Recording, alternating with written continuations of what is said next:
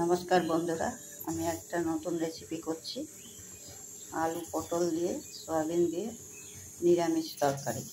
তার জন্য আমার তেল গরম হয়ে গেছে। এর মধ্যে আমি একটু জিরে ফোড়ন দিলাম, এর মধ্যে গোটা গরম মশলা ফোড়ন দিলাম, তেজপাতা ফোড়ন দিলাম, এর মধ্যে আমি একটু হিং দিলাম, এখানে গ্রেট করা আদা দিলাম। ফোড়নটা আমার হয়ে গেছে।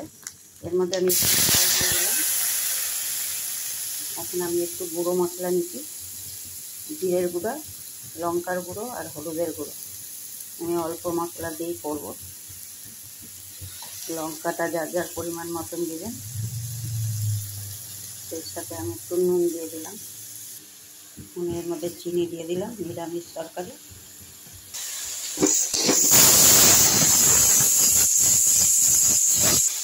মশলাটা কষানো হয়ে গেছে।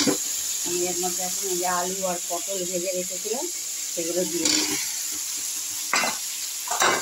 সয়াবিনটাকে ওই ভেজে দিয়ে তারপরে এটাকে ভেজে রেখেছি একটু নুন হলুদ দিয়ে। আমি এখন এগুলোকে আরও কষা সব মশলা টশলা দিয়ে সয়াবিন পটল কষানো হয়ে গেছে। আমি এখন এর মধ্যে জল দিয়ে দিই।